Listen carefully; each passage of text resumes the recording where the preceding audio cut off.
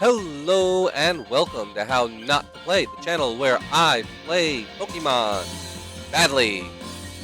Today we're going to be doing a Pokemon Scarlet Packlocke, as I've started calling it, where I take a booster pack of Pokemon Scarlet Violet, open it up, and that is going to be my team for the entire run.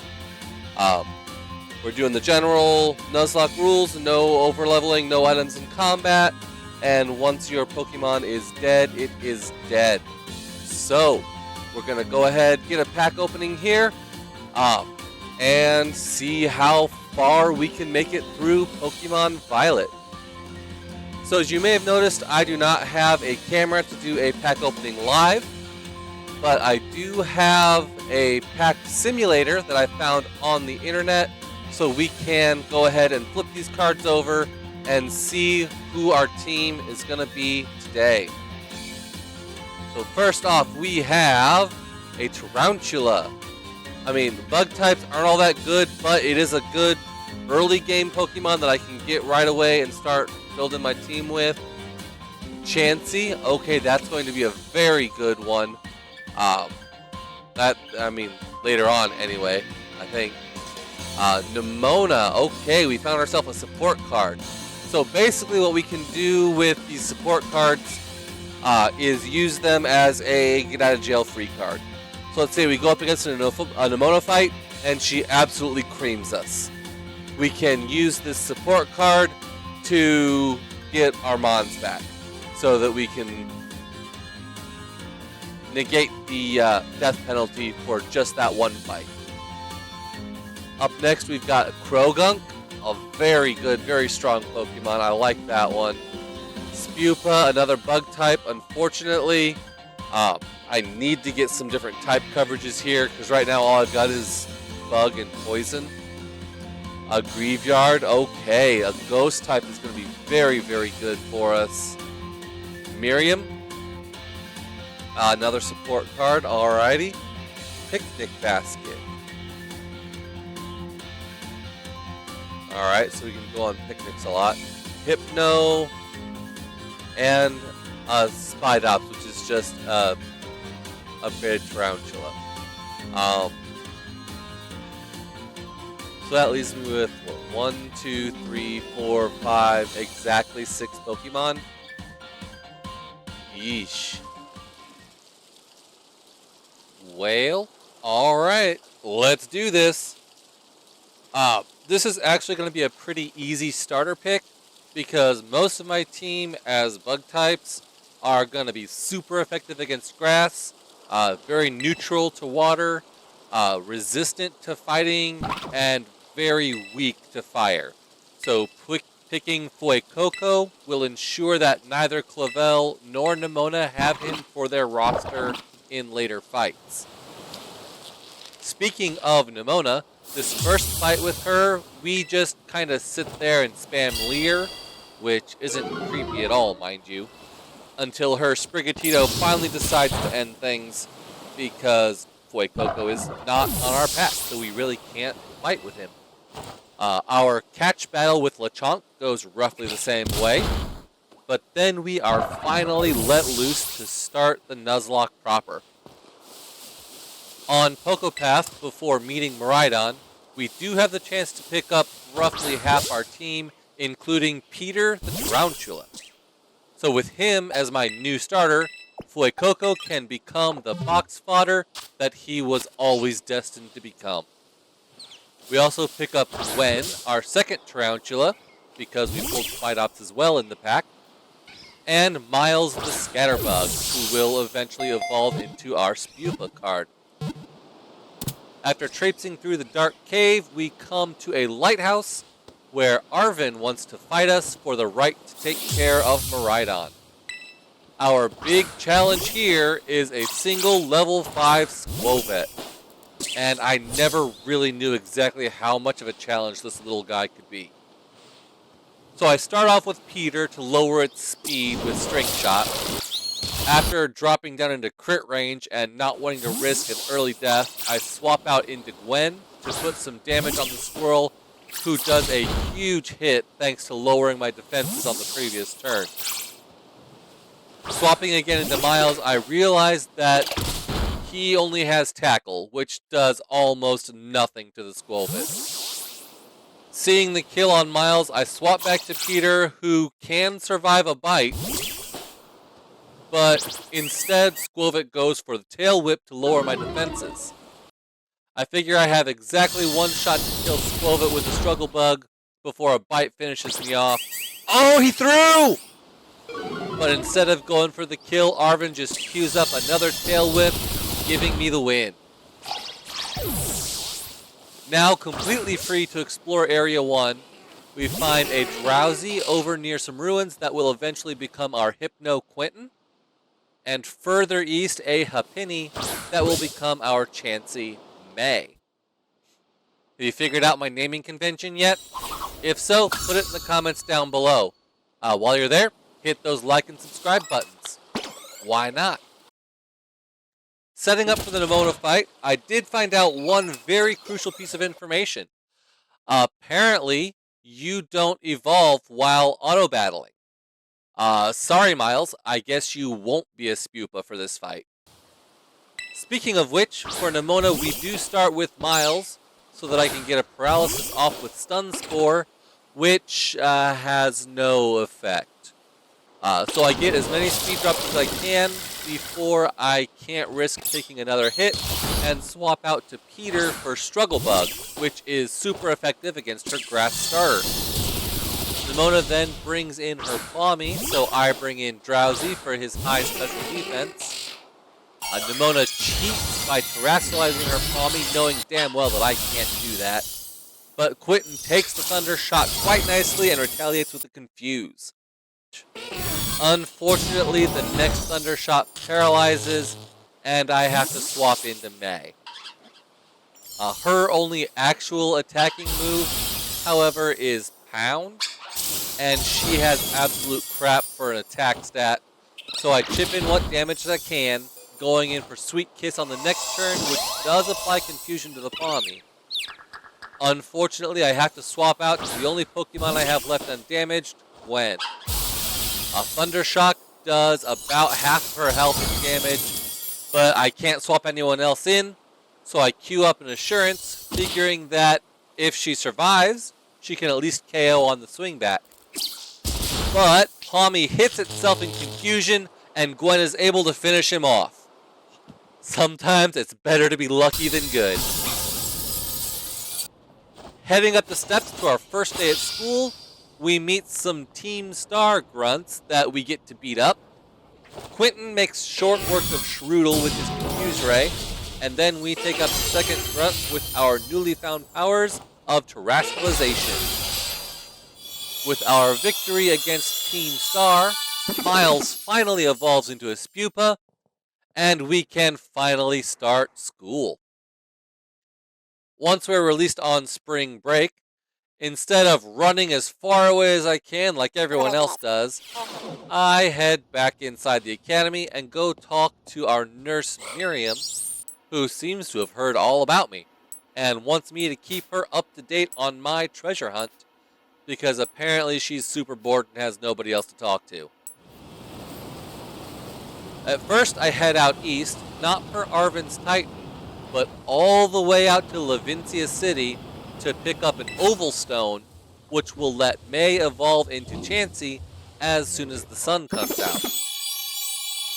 Heading back out west to Cortondo in preparation for the Bug Gym, we do get a few levels, evolving Miles all the way into Pavilion, May into a Chansey, and both our Tarantula evolve into Spidops. Watching the bug leader Katie with her Pavilion reminds me, aren't bugs weak to flying? Sure enough, my own Pavilion Miles quickly takes out our first two Pokemon with just a few gusts. For her ace Teddiursa, I start off with a Stun Spore just because I'm not sure what his damage output is going to be, and I want to make sure I get that para. Fury Swipes does connect, thankfully only twice, and my Gust attack crits, and Teddiursa gets fully paralyzed just as I was hoping. Because I outspeed, my next Gust can finish him off before he gets the chance to do anything else, And easy peasy, get my first gym badge. Heading back out the east gate, I set up a picnic for my Pokemon, making sure to give May a good sponge bath to increase her happiness before getting one more level in on the way to our first Titan.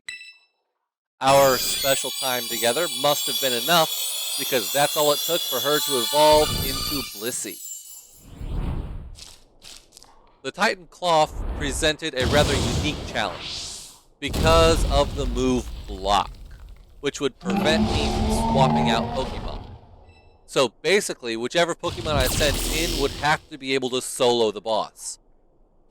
The only member of my team that took neutral damage from all of Cloth's attacks was Quentin the Drowsy. So I sprang for karate lessons and taught him the TM low kick, which does damage based on the opponent's weight instead of my own abysmal attack score. And just like that, we make it to Phase 2, where Arven shows up with his Shelter. The Titan seems rather intent on settling his score with me though, as I'm forced to swap Pokemon before he takes Quentin out. I bring in May, who has the highest HP and the lowest defense, to almost get one shot by a Rock Tomb. Swapping her out for Peter, we finally stall out enough for Arven to get the KO with a super effective water gun. Getting ready for the grass gym, I noticed that while I have a lot of bug-type Pokemon with bug-type attacks, they are all weak to Sudowoodo's Rock Throw attack. So I go on a trip out to find the Poison-type Croagunk, who is unfortunately too high of a level to help me out. So Eddie goes in the box and we go with Plan B. Heading all the way up to Medali, I pick up the TM for Flamethrower and teach it to May, just in case. Grass being weak to bug, we lead with Peter the Spidops, throwing out a Bug Bite, which was not quite able to OHKO the Petalil. But after a second bite, Smoliv takes the field. Once again, going down to the super effective Bug Bite, we are left with Sudowoodo. Fearing the super effective Rock Tomb, I swap into Quentin the Drowsy to hopefully get a sleep off with Hypnosis. With Sudowoodo now asleep, I can get a clean swap into May. Flamethrower does not do nearly as much damage as I had hoped, but Sudowoodo does stay asleep, going down to 1 HP with his Sturdy ability, but unfortunately does not get burned. But with the speed boost from Trailblaze, I am afraid that he's going to outspeed May, and so I swap into my fastest Pokemon, Miles. Knowing that he will take 4 times damage from Rock Tomb, my only hope is that he is faster. But Sudowoodo acts first. In a magnificent stroke of pure luck, however, Miles avoids the attack and is able to finish off the fight, giving me my second gym badge. Oh my, that could have gone so bad so quickly. The next Titan poses another challenge in that most of my team are bugs, which Bombardier will happily feast upon. I came up with an interesting strategy that just might work if RNG cooperates. First, we start off with Gwen the Spidops. I know, I'm crazy putting a bug type in against the flying type. But she can still take a hit, and String Shot will lower the bird's speed by 2 ranks. We can then swap in Quentin the Drowsy to do what his race does best. Put that little plucker to sleep. We can now swap in May, whom we have armed with the TM Thundershock by making a small trip up near Port Marinata. A couple quick lightning bolts is all it takes to get us into Phase 2. Arven's Knackley is going to provide a lot of support with Rock Tomb, so Gwen is going to start off stalling with Silk Trap to give him time to work. Silk Trap because it has the added effect of A, blocking the attack, and B, slowing down Bombardier whenever it does block the attack. The second Silk Trap, however, does have a 33% chance to fail, which unfortunately it does, and I really start freaking out that I'm going to lose her, but thankfully Bombardier attacks Knackley instead. Swapping into Peter, I continue the Silk Trap stall until the Titan is almost dead, finishing him off with literally any attack and getting our Sky Titan badge. After that, we take a trip back to school and talk with Miriam, the school nurse, and tell her all about what's been happening, and she kind of unloads about all of her hopes and dreams of becoming a teacher, but how she never could because she failed her exams. After that, we run around picking up a new TM for Peter the Spidops in Brick's Break. We then head out to our first Team Star base, where I grossly underestimate the grunt at the front door, as her Murkrow is quite the match for my Spidops. I quickly realize that Peter is not a good matchup, and swap him out for May, thinking that she still has Thunderbolt. But unfortunately, I had swapped Flamethrower back in for the Starmobile fight. So with no actual attacks to hit the Murkrow, I decide to give Eddie the Krogunk a shot. Jesus Christ. But he gets smacked on the swap down to 1 HP, and I once again swap him out, this time to quit the Drowsy. Wing attack does get him low, but an Oran Berry and some draining kisses later, I manage to stabilize and finish off the grunt. This does not bode well for the boss fight. So I do manage to clear out the Team Star base because for some reason bug types are super strong against dark types. So as long as I stay away from the Murkrow, it's smooth sailing. Giacomo, however, is another story. Ponyard goes down pretty easy with a single Brick Break. The Starmobile, however, has a metric truck ton of HP, and it's fast. So fast that even at -6 speed, it will still outpace me. So instead, we go for Struggle Bug to lower its special attack so that I can survive long enough to actually fight him. I have to swap out to Gwen to lower his attack even more, and then finally bringing in Eddie the Krogunk to lower his accuracy as well while I'm at it. This debuff will pretty much lock the Starmobile into only using Swift, which bypasses accuracy as it's a guaranteed hit. But it's also a special attack, which means that it will do very little damage because of all of the debuffs that we've been putting on. From there, May and her Flamethrower has plenty of time to turn the Starmobile into slag and secure my first Team Star badge. On our way to the next gym, we do get waylaid by Nemona, but thankfully she's a lot easier than our last few fights. Having caught Eddie big, it takes only a couple of hits to bury her Rockruff, but to my dismay, Palmy also knows Dig, so I need a different strategy for him. I swap in Miles, who flies over the Dig attack, but knowing he will get absolutely destroyed by Palmy's electric moves. So I swap again, pivoting into May, who I'm fairly confident can take a hit. Unfortunately, I hadn't counted on her getting paralyzed. When Palmy goes for another Dig, I swap Miles back in to avoid it, clearing May's paralysis with her natural cure ability.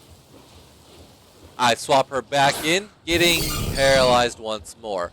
But we fight through it to get in some damage before Palmy digs back underground. So another pivot with Miles to avoid the attack and cleanse May's paralysis, and she's back in the fray. Not that it matters, since Nuzzle has a 100% chance to paralyze, but even so, May is able to power through and finish off the fight. Wait a minute. What? We're not done? Oh yeah, I forgot. Her newly evolved Florigato. Well, grass being weak to bug, we swap in Peter the Spidops. Oh right, I forgot about Terastallization. But even so, her bite is pretty pathetic, and she goes down in just a couple of hits. Iono is the gym leader that killed my first run, and this time I wanted to make sure I had a better strategy. Wattrel will go first, hitting May with either Spark or Pluck.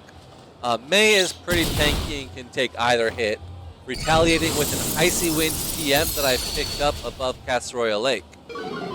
As an ice attack, Wattrel's wind power ability will boost its next attack, but the speed drop it gets from Icy Wind means that May will actually attack first next round, taking it out before it can.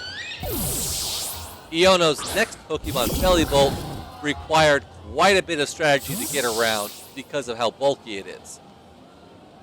But I believe that Quentin is up for the task.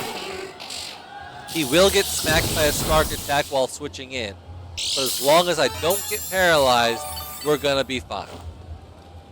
Because of Bellibolt's abysmal speed stat, Quentin will go first, getting off a disable to stop any more of those annoying electric attacks. We can then chip damage in with Side Beam. Now Bellibolt will still try to do damage with Water Gun, but his Electromorphosis ability only powers up electric attacks, so what damage is able to get through Quentin's high special defense is mostly healed up by the leftovers that I picked up in the Dolly.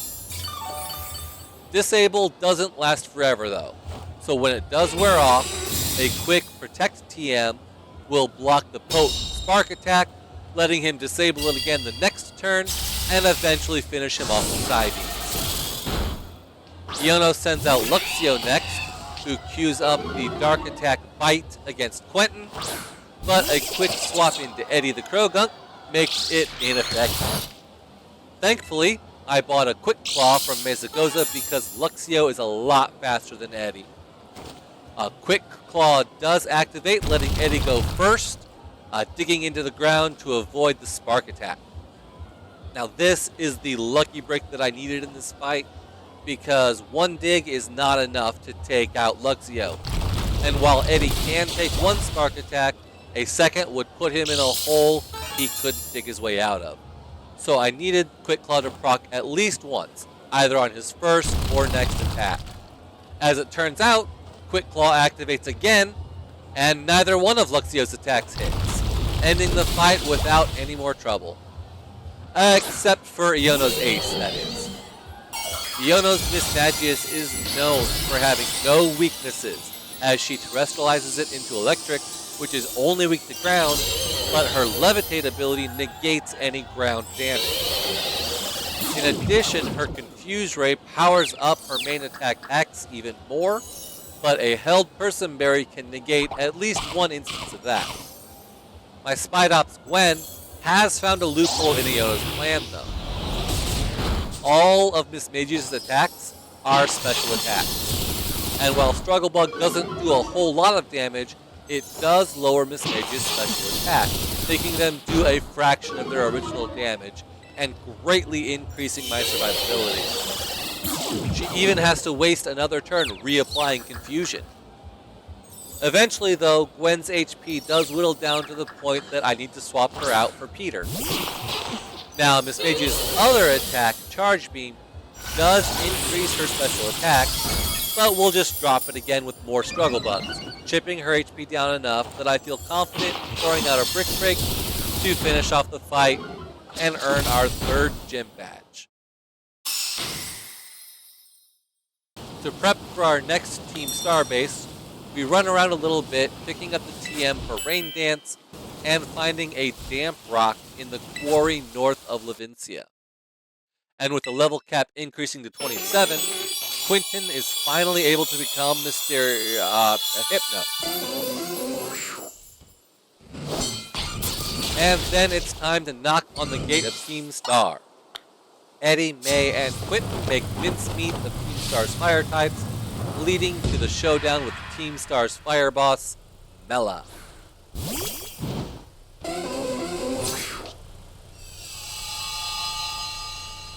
We'll start off with Quentin's new look, quickly turning Torkoal's Drought into a flood with his Rain Dance. This makes Torkoal's Flame Wheel entirely manageable. Although Burn is still a concern, so we'll toss out some Psy Beams to quickly take the turtle down before that happens. This leaves us with the Starmobile, and a very tricky problem. Reflect will lower the damage of Blazing Torque even further, but the Starmobile gets faster every turn, on top of already outspeeding me. So Quentin sets up a Trick Room, which will let slower Pokemon act first in a round. But he's already feeling the burn, so I have to swap him out. Eddie comes in and takes a severely weakened Blazing Torque before tossing some mud at his opponent. With the lowered accuracy, Screech misses, and I have to take a turn off of Mudslinging to set up the rain again to keep the fire damage low. Eventually, both Reflect and Trick Room run out, and Eddie gets hit hard enough that I need to swap him out, but not before one last Mud Slap takes Mela down to -3 accuracy. May comes in to bat cleanup, easily dodging a Blazing Torque with the Starmobile's now 50% miss chance. Mela opts instead for Swift's guaranteed hit, but as a special attack, with May's super high special defense, her leftovers easily heal her back up to full HP. Mela keeps going for Swift as May uses her charms to lower the Starmobile's power all the way to -6, just in case she gets a lucky shot in down the road. May is able to keep the rain going to power up her Water Pulse, and eventually the Starmobile does actually connect with the Blazing Torque, but the leftovers healing cancels out the burn damage, and Water Pulse quickly ends the fight, granting us the Team Star Fire Badge. We head up north of Levincia to find the next Titan on our list, and much like our first Titan Cloth, Orthworm has a move that prevents me from swapping Pokemon, Wrap. So we'll just use the same strategy that we used before. We'll have Quentin come in, low kick him into the next phase, but not before taking a big hit first. Good thing Quentin is faster, or that could have been bad. Phase 2 will play it a bit safer and set up Reflect first to lower the incoming damage, with leftovers for some minor heals in between rounds that I didn't even need because low kick just absolutely decimates Orthworm. It's actually a pretty easy fight compared to what we've been up against recently. In fact, I think that might be the easiest badge we've gotten. Kofu's Water Gym, however, almost made me give up this run. His ace Crabominable just hits too dang hard. I tried everything on this guy. I tried lowering his attack with May's Charm, boosting her defenses with Defense Curl. I even tried putting him to sleep with Quentin's Hypnosis, but his signature move Crab Hammer having an increased crit chance, which does an extra 50% on top of the Terra boost, plus bypassing any stat changes, even Reflect, put me in the constant risk of losing the run at any moment despite any preparations. His first two Pokemon are easy enough. Peter the Spidops set up with a Silk Trap to block Veluza's incoming attack and lower its speed. He then follows up with Trailblaze for a super effective grass type attack, along with getting a speed boost of his own.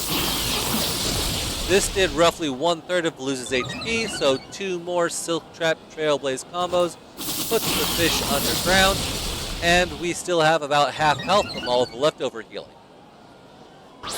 Next, Kofu brings out Wugtrio, and he's dealt with in the exact same manner. Silk Trap to block, and Trailblaze to attack. The potential flinch from Headbutt isn't even a concern, because with all of the speed boost from Trailblaze, I act first. Another Trailblaze finishes off this round, and Kofu's ace, my dreaded foe, Crabominable, hits the field. I do one last Silk Trap before swapping out because, why not? Which is when I realized that Eddie the Krogunk is immune to water attacks with his Dry Skin ability. So Eddie just fires off as many Mud Slaps as he can, lowering Krabby's accuracy to 50% until he finally gets hit and has to swap out. I bring in May, who avoids the incoming slam, and sets up a substitute from the TM I found near the west exit of Mesagoza.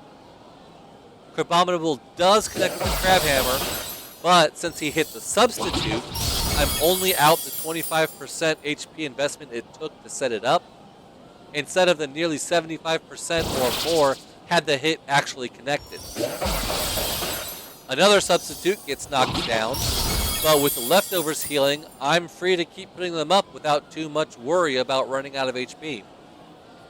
Thankfully, the accuracy drops do cause Krabby to miss, and I'm able to send out a Thunderbolt that crits for major damage. The substitute does go down again, but because I outspeed thanks to Peter's Silk Trap, another Thunderbolt is all I need to finally pass this roadblock. Whew! With the level cap now increased to 33 for the next Team Star boss, I can finally get the last Pokemon out of our pack, Greavard. Welcome to the team, Uncle Ben. Since having two Spidops is kind of redundant, we'll go ahead and put Gwen in the box for now. Up next is Atticus, Team Star's Poison-type leader. Atticus will start off with his Skuntank, which does like to fake you out with a Sucker Punch. However, that only hits if you have a damaging move queued up. So Quentin will be using Encore, forcing Skuntank to Sucker Punch for the next 3 turns, while Quentin sets up Calm Mind, increasing his special attack and special defense. A second Encore locks Skuntank into Toxic, which does badly poison Quentin, making him take increased damage every turn, but his leftovers will help to mitigate that while he sets up another 3 Calm Minds. Eventually, the stacking poison damage is too much, and Quentin will pass the baton over to Eddie, who, being a poison type, is immune to the toxic effects, but gets to keep the +6 special. Mudshot, being a special attack, easily one-shots Skuntank. Revavroom is faster than Eddie though, and gets off a very hard-hitting Iron Head that probably would have killed had I not set up Reflect before swapping. But being quad weak to ground means that Revavroom easily goes down to another Mudshot. Eddie has quite a bit of damage on him already when Mud comes out, so I feel it's best to pass the baton again, this time to Meg, who easily outspeeds the Noxious Pile of Goo and blasts it with a stored power. Now this move becomes more powerful the more buffs the caster has, and with +6 special attack, another +6 special defense, that's a base 260 power on top of her already incredibly high special attack stat. So even though she takes the full brunt of a Noxious Torque from the Starmobile, all it takes is one super strong stored power attack to finish off the Navi squad for good. So with Atticus and his followers back in school, I decide it's time to head there myself, where just inside the main lobby, we see a familiar face. Apparently, inspired by all of my adventures, Nurse Miriam is now out here studying hard for her teacher's exam. You go, girl! While she does that, we have our own business to take care of, like taking on our next gym. Larry, the normal type gym leader, leads Komala, and I throw out Eddie the no. Let's swap him out for my actual lead in this fight, Quentin the Hypno, who is immune to the incoming yawn attack because Quentin never sleeps. Quentin never sleeps. Larry then has Kamala go for a Sucker Punch, but since I'm setting up with Calm Mind, it does absolutely nothing. Hey, I mean, it worked last time, right? After stalling out all of his Sucker Punches and building up to +5 special attack and defense, we set up a Reflect to block the incoming Slam and pass off to May. Kamala misses his Slam attack, but hits with Yawn, which will put May to sleep, but not before she takes it out with a huge stored power. And his next Pokemon to Dunsparce as well.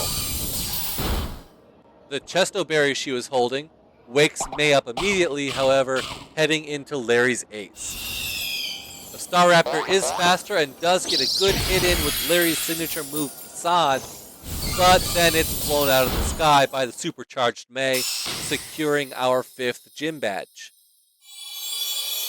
Now, Eddie did evolve from that fight into Toxicroak, just in time for Nemona to ambush us on our way out of the gym.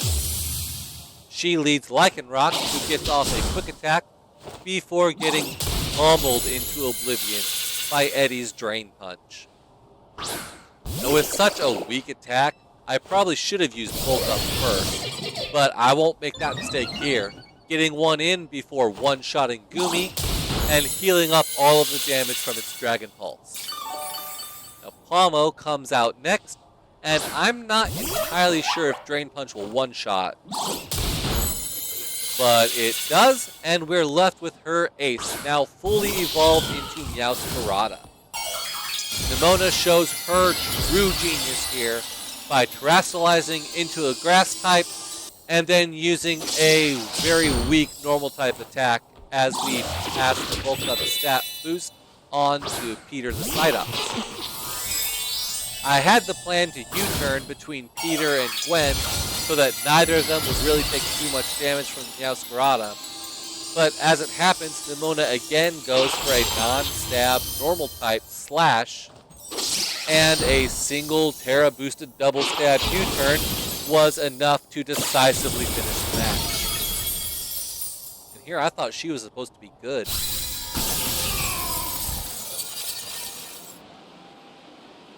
Our next gym leader, Rhyme, challenges us to a double battle, which is something that I've never done before. But we start off terrestrializing Eddie for no other reason than to get the crowd's Omni. He takes a couple of hits, but with May's helping hands, is able to one-shot Banette with a foul play. Rhyme sends out a Houndstone while the crowd cheers us on, upping up all of my stats in the process. Foul Play does about half of Houndstone's HP, while a Thunderbolt will break Mimikyu's disguise. I was hoping for a Paralyze here, but unfortunately that didn't happen, as May takes some hits herself. A second Foul Play takes up Houndstone, while May sends out Life Dew to restore some HP to the party. Rhyme Terras her Ace Toxicity so that my Foul Play can do super effective damage. Thank you very much. And May's Healing Pulse will bring Eddie back into the green just in time for Mimikyu Slash and Toxicity's Hyper Voice to damage him back into the yellow. This time it's Rhyme who gets the Omni Boost from Terrestrialization, and another slash from Mimikyu gives Eddie some serious hurt. But he's still standing and able to take out Toxicity with another Foul Play. Thankfully, May is there with her Healing Pulse to make everything better. I figure that with Foul Play not being super effective against Mimikyu, I should probably pass the baton out to Quentin. May tries a helping hand to boost Quentin's Psybeam, but it's not enough to kill Mimikyu. But literally any other attack will on my neck. I was really freaking out over the double battle aspect of this gym, and honestly, I didn't expect this badge to be so easy. Speaking of easy, our next Titan is a Steel type, and, well, Titanic. Meaning that a single low kick from Eddie almost one-shots it, and we move on to phase 2. Arven has a Scovillain with him this time, which lowers the Titan's speed, and while low kick may have done more damage, I instead opted for Drain Punch here, just in case he tried to do some damage to me, which he didn't. Good job, Eddie. Before we get to the next gym leader, Nemona stops us again. But she has the exact same team as last time, so we'll use the exact same strategy. Drain Punch takes care of Lycanroc, then Sliggoo, then Palmot. Well, it would have had he not gotten paralyzed. So, knowing Palmot is quicker now, I can't really take a chance and swap out instead to Quentin, who also gets paralyzed. But he does thankfully break through paralysis the next turn to knock it off with a Psybeam. Which takes us back to Meowscarada, who terrestrializes into grass just to execute a quick attack that, granted, would have killed Quentin. However, I swapped into Peter while she wasn't looking. A flower trick crits for decent damage despite being resisted, but a terrestrialized, super effective double stab U-turn from Peter gets the job done again. And now we can finally take on Tulip the Psychic Trainer. Peter starts off with a Silk Trap to lower her Farigirath's speed. It'll take 2 hits to knock it out, so we start off with a Struggle Bug, dodging a Zen Headbutt, in order to finish him off with a U-turn, bringing Gwen out. Tulip opts to send her Gardevoir out to Peter, and Gwen takes a Psychic to the face before U-turning into Ben, who also takes a Psychic to the face, before vanishing from this plane of existence. A Phantom Force ensures that Gardevoir does the same next turn, forcing Tulip's next Pokemon, Espathra, to take the field. Now Ben can't take another hit, so we send Peter back out to take the responsibility of the Shadow Ball, followed up with a Psychic before U-turn takes it out, bringing Quentin in to do a little setup in the face of Tulip's ace. Florges starts off with a Moonblast and a Petal Blizzard, all while Quentin boosts his specials with Calm Mind, and then Baton passes out into May. She starts in with a Defense Curl into Substitute, taking a lot of damage in the process. But with Leftovers and her Soft Boiled ability, she is able to get almost all of it back. The Substitute falls as May sets up her second Defense Curl, which means that her next Substitute should be able to handle an extra hit or two. Maybe. Anyway, it's time for her to go on the offensive, as Shadow Ball takes out roughly 1/3 of Florges' HP, meaning 2 more turns is all it takes to secure the victory, and our 7th gym bag. For our final gym battle, Grusha sends out Frostmoth, and I lead with Eddie. Rock Tomb does what the name implies, and Beartic goes down with a Low-Kick. Titan, however, is a bulky boy, so it takes not 1, but 2 Drain Punches to finish it off. Now, Altaria's Hurricane attack does a lot of damage on top of being super effective against Eddie, so I'm forced to swap out to someone who's better equipped to handle special attacks. The Hurricane that would have killed Eddie barely tickles May. And even though she does get confused, her attack stat is so pitiful that even if she does hit herself in confusion, it would do less damage than a paper cut. Ice being naturally weak to fire, it only takes a couple of flamethrower attacks to claim my last gym badge. Now, with that hurdle achieved and only the Elite Four left, it's time to clean up some other loose ends. The first of which is Team Star's Fairy Branch. Now, I was going to have Eddie just power through, but realized that he couldn't take on the Starmobile alone. So we started off with Quentin, casting Reflect and building up Calm Minds to transfer over to May for a stored power speed. Unfortunately, I had only gotten 2 off before taking enough damage that I felt I had to pass, bringing in Eddie instead. I wasn't concerned about the attack drops, since the plan was to bulk up to increase May's defense so that she could last long enough to get stored powers off.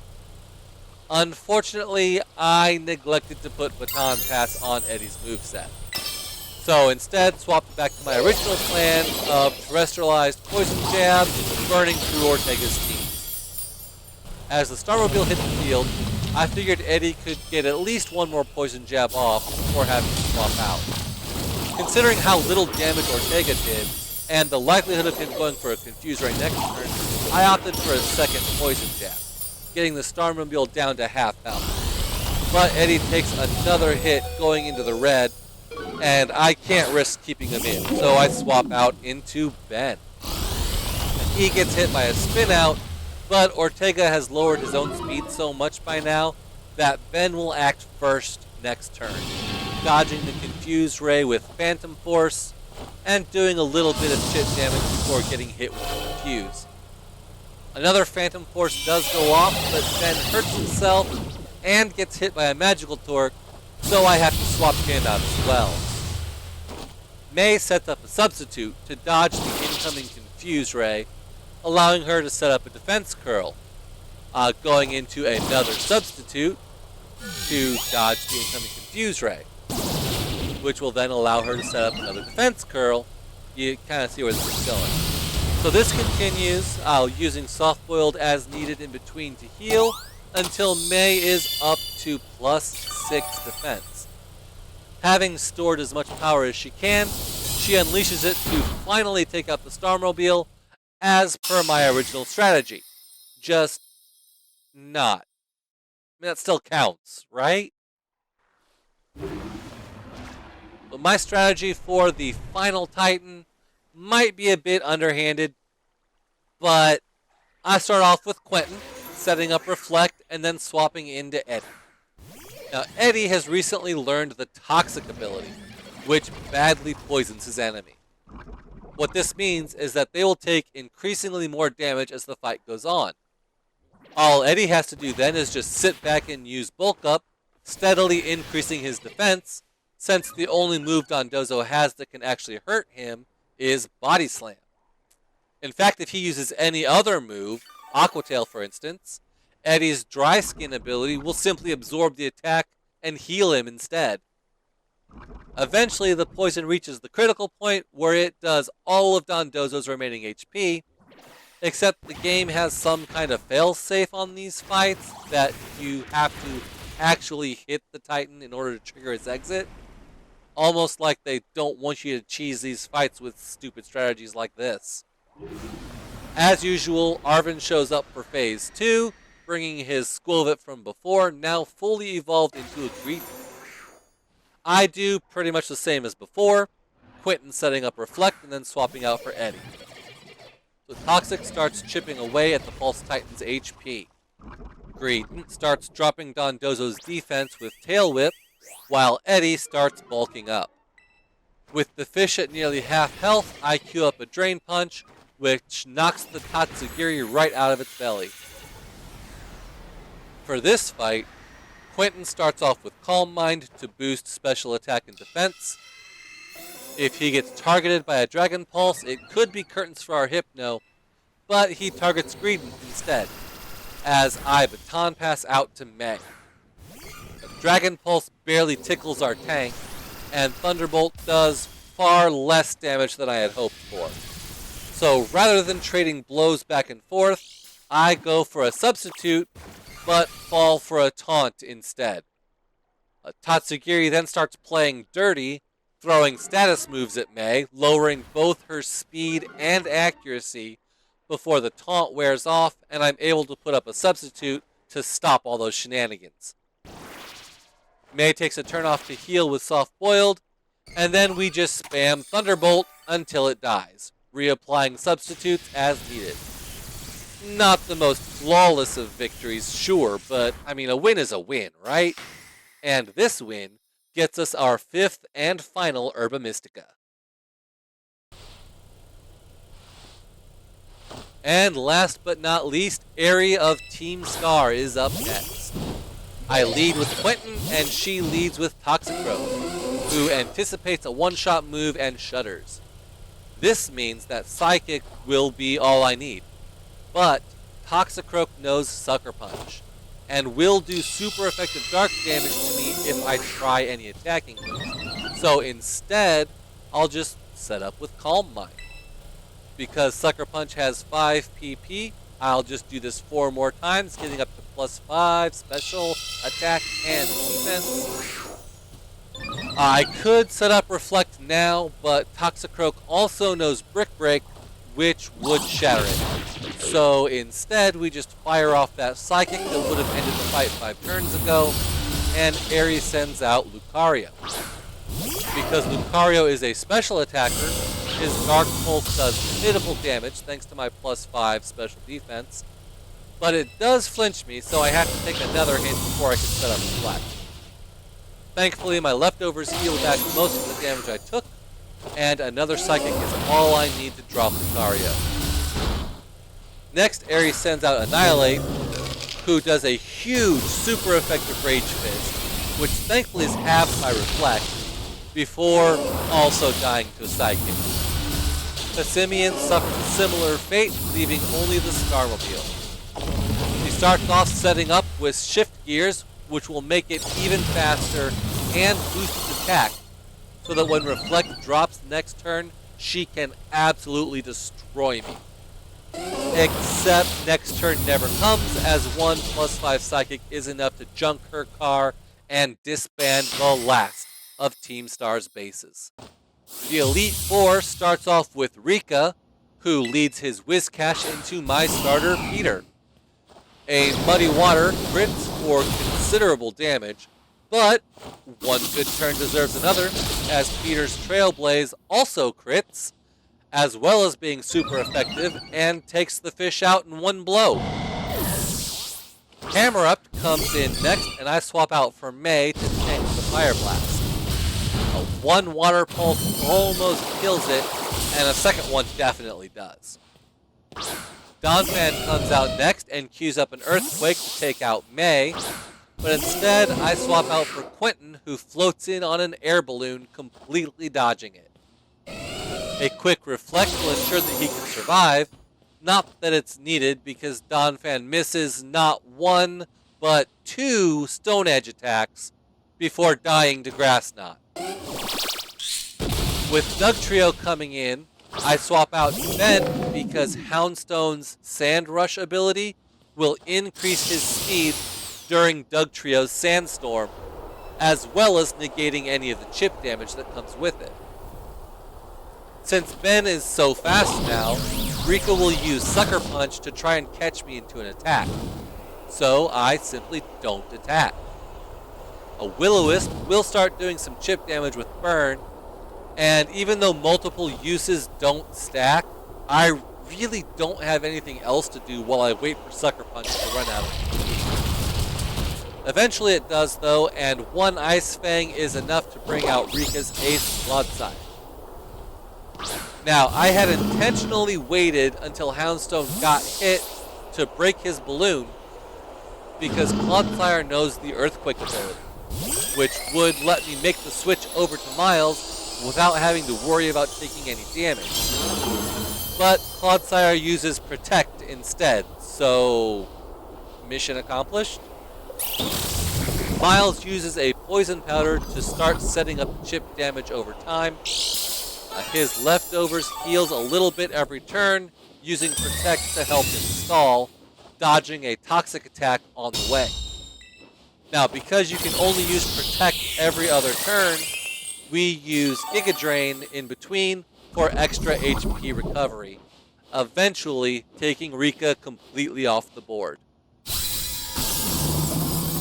Next up is Poppy, and I tried a Mon by Mon strat to take her out the same as you did with Rika, but Tinkaton's Giga Hammer just did way too much damage, and I couldn't figure out how to keep Peter alive long enough to use Counter to one-shot Tinkaton.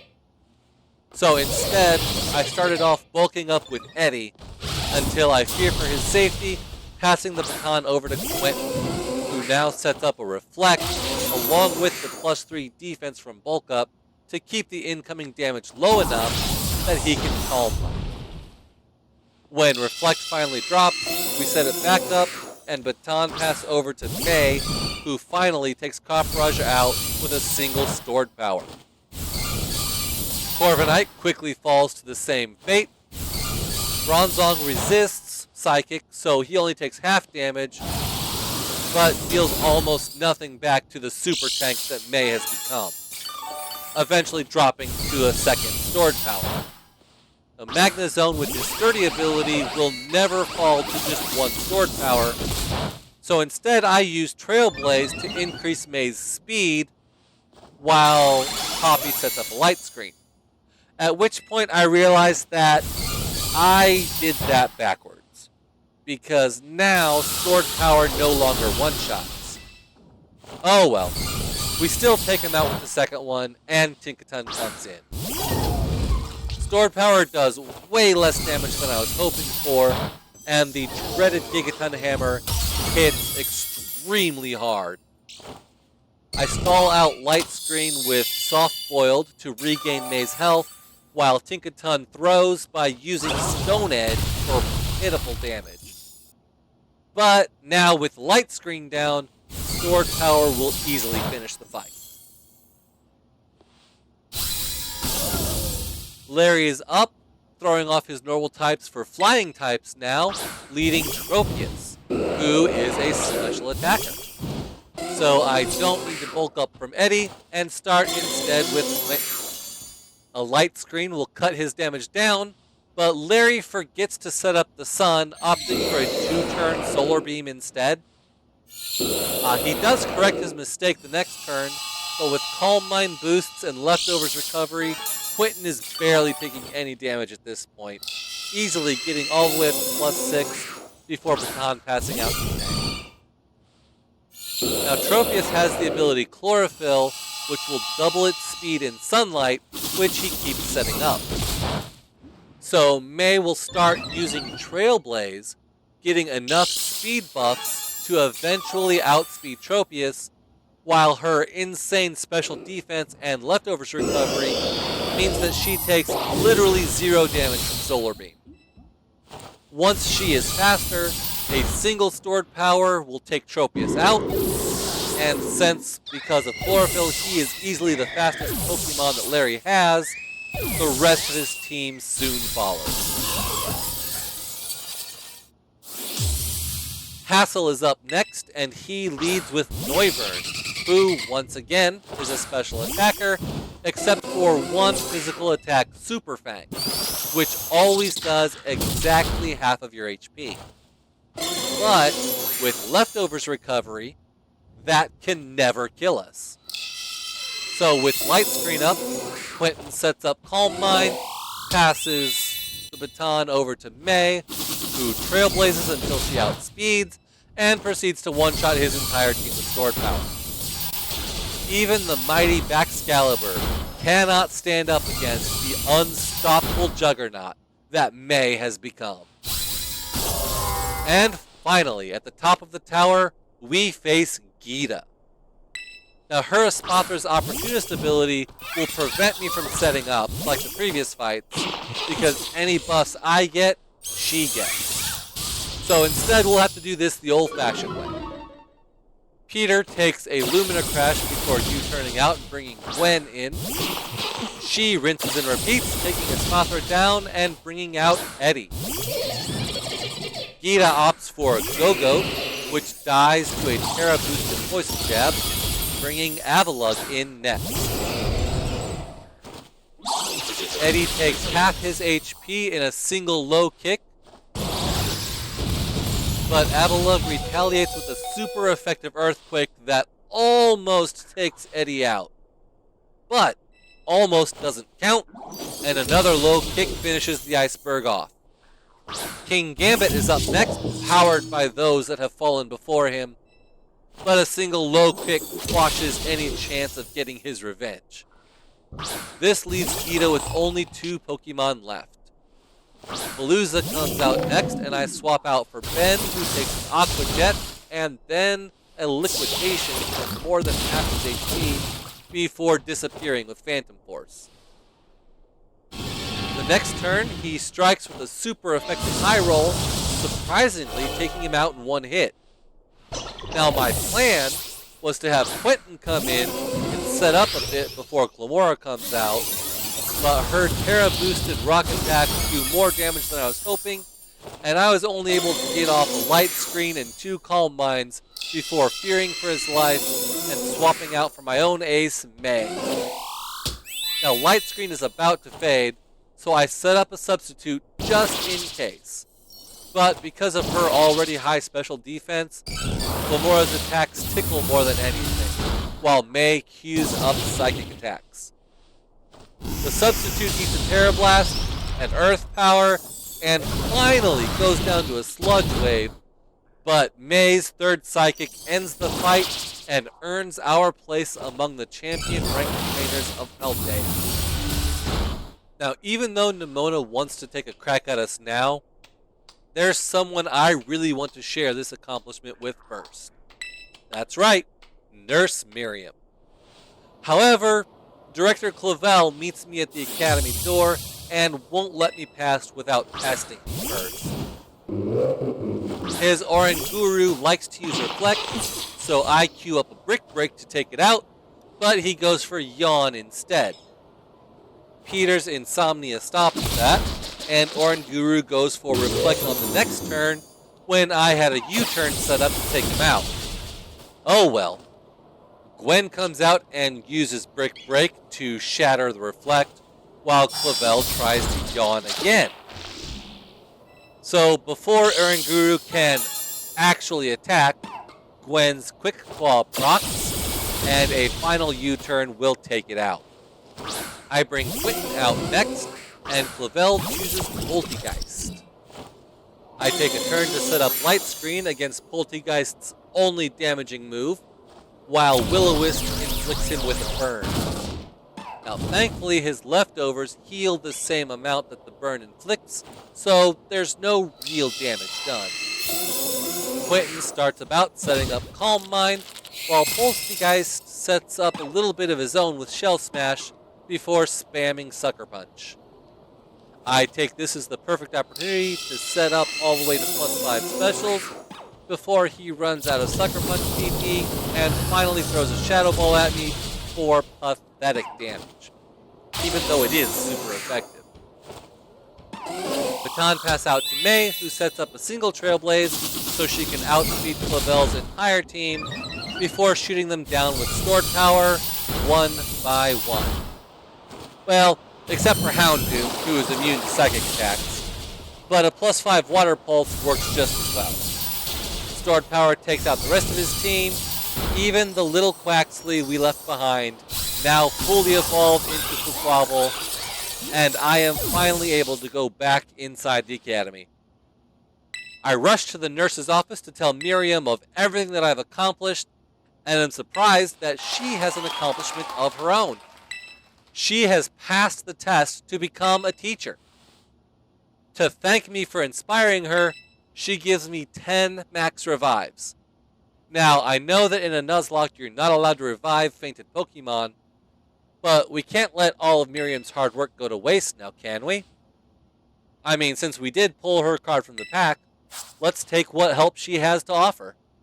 Our next challenge is the big boss of Team Star, Penny. She leads an Umbreon, and I lead with Peter. Dark Pulse does a pathetic amount of damage that Leech Life is able to fully heal. A repeat of round 1 finishes off her Umbreon, and she sends out Flareon, whose fire attacks are going to absolutely roast my bugs. So instead I swap into Quentin, who takes a very hard Flare Blitz. Disable ensures that that won't happen again, so she resorts to Baby Doll Eyes to lower my attack.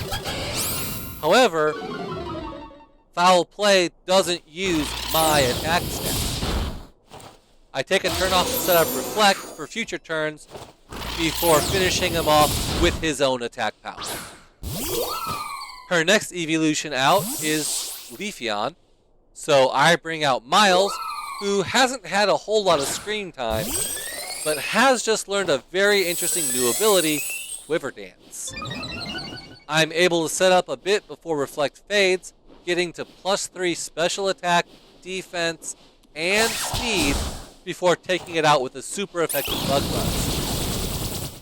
Jolteon is next out, looking to play her Thunder attacks against my Flying type, so I Terastallize to eliminate the Flying weakness, only to outspeed and one-shot with Bug Buzz anyway. Penny is left with only 2 Pokemon now, Vaporeon, who goes down to 2 super effective Giga Drains, which have the nice bonus of healing me back up to full, and her ace, Sylveon. From here, Miles alternates between Giga Drain and Protect, gaining health back in between with leftovers, keeping his HP up while slowly whittling down his opponents, until finally, Team Star's big boss is forced to acknowledge defeat. Our next fight is with Champion Nemona, and since I haven't had to use her card yet, we can just skip this battle with no consequences. However, if you must know what happened, I used the exact same strategy for the Arven fight coming up next. Arven leads out his Greedent, and I send out Eddie. Eddie bulks up on his first turn, tanking a super effective Psychic Fang before healing it all back with a Drain Punch. The same bulk up Drain Punch combination takes out Scovillain as well.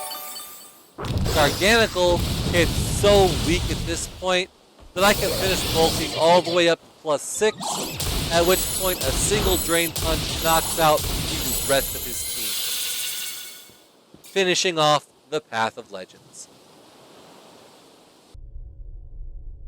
So after all that, we learn that Arven's dad, or what's left of him, is waiting for us at the bottom of Area 0. So we head down to face AI Turo in the battle for Paldea's future. We start off with Quentin to set up Light Screen against all of Iron Moth's special attacks. Since he's not doing too much damage at the moment, I suppose we can set up a few Calm Minds too. Getting all the way up to +6 special attack and defense, he baton passes out to May, who starts trailblazing to build up speed.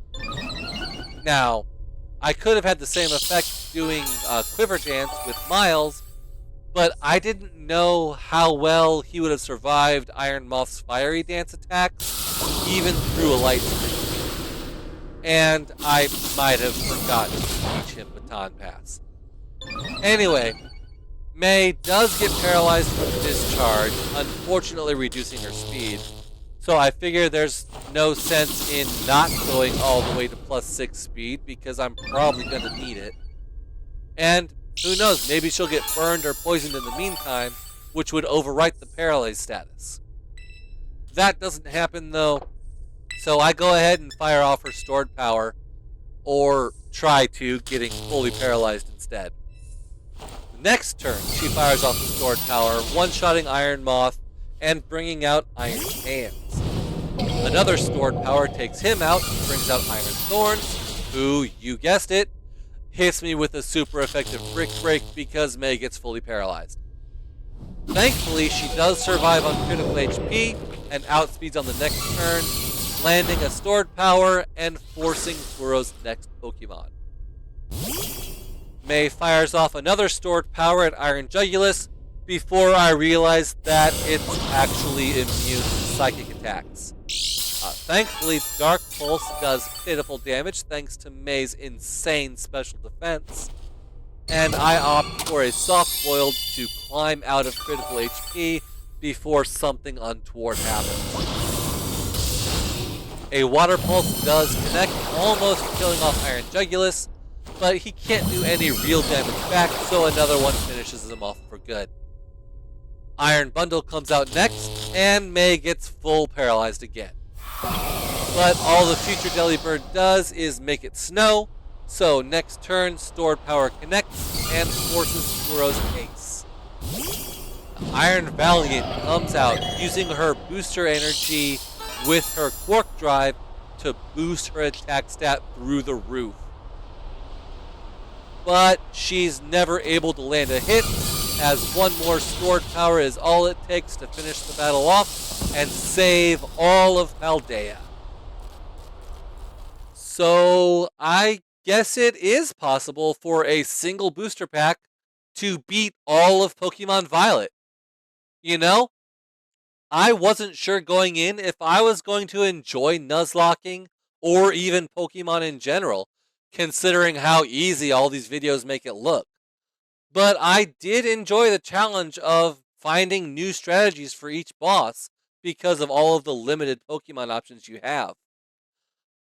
This is definitely something I wouldn't mind doing again.